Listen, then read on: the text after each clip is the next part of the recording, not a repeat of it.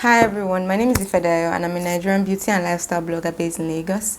Here on my YouTube channel I share makeup reviews, skincare reviews and some lifestyle content. So if you'd like to see more of that, please don't forget to subscribe. In today's video I'll be doing another review of a skincare product and I'll be reviewing the Cerave Hydrating Broad Spectrum SPF 30 with sheer tint. I'll be sharing my thoughts about this sunscreen, whether I like it, my experience using it, and whether I think you guys should buy it. So if you'd like to hear more about the Cerave Hydrating Sunscreen with sheer tint, please keep on watching. On the Cerave website, it's said to provide UVA and UVB protection with 100% mineral titanium dioxide and zinc oxide, forming a barrier on the surface of your skin to reflect the sun rays. It's also non-greasy and suitable for sensitive skin, and it's their mineral sunscreen with tints that seamlessly blends all skin tones.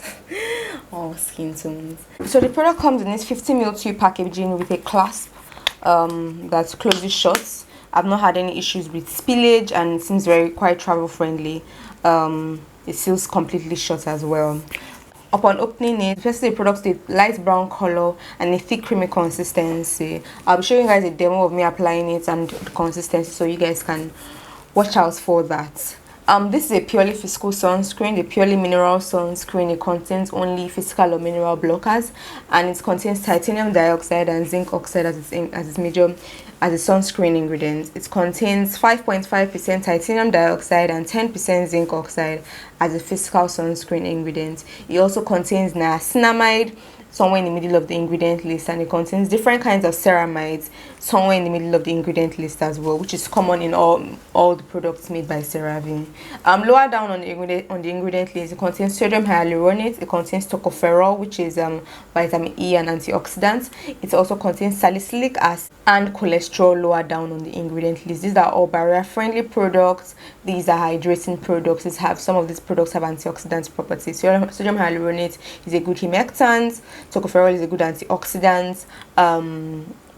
Cholesterol is also a very good barrier friendly ingredient as well. Upon application, this sunscreen has a thicker consistency. It does not sit too heavy on the skin, but it is not very lightweight either. It's somewhere in between where you can feel that you have applied something on your skin, but it is not like super heavy that you feel like you want to wash off your face immediately. Onto the casts, which is something that I know many people wonder about.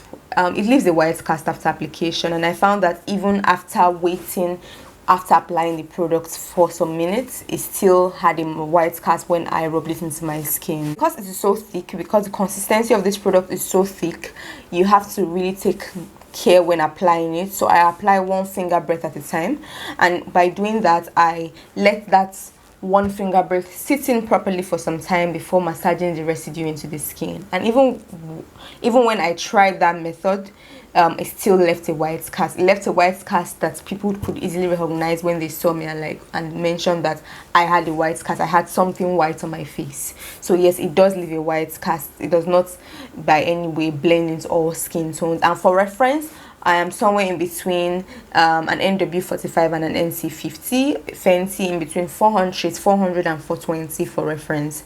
And this definitely did leave a white cast on me, so I can imagine how it would perform on people who have darker skin tones than I do.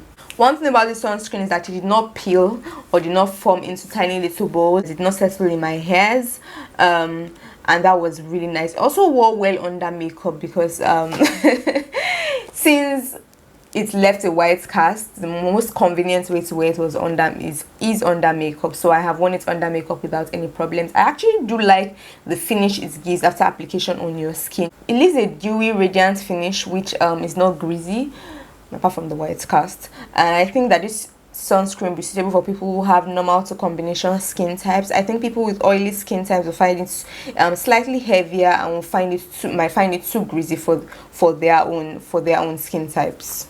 As I mentioned earlier, I think that this sunscreen is best applied in layers. If by chance the tint of this sunscreen actually suits you, I think it is best applied in layers. I'll be showing you guys now a demo of me applying the sunscreen and showing you guys how the sunscreen looks on my skin, even after when I applied it initially and after minutes of letting it settle in and rubbing it again into my skin. I'll be showing you guys that demo next.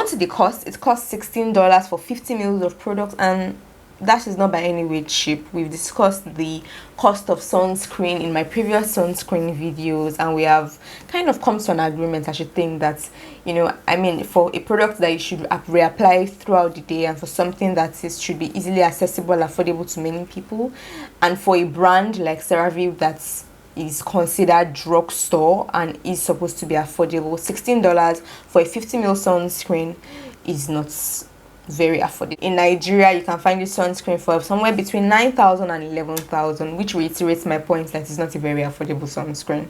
On the good side, it does not contain fragrance, does not contain essential oils, which makes it very suitable for people who have sensitive skin, except to react to niacinamide. To summarize the pros about this sunscreen, I like the fact that this is a purely physical sunscreen, a mineral sunscreen that will be suitable for people with sensitive skin, does not contain essential oils, does not contain fragrances, and is purely a physical sunscreen.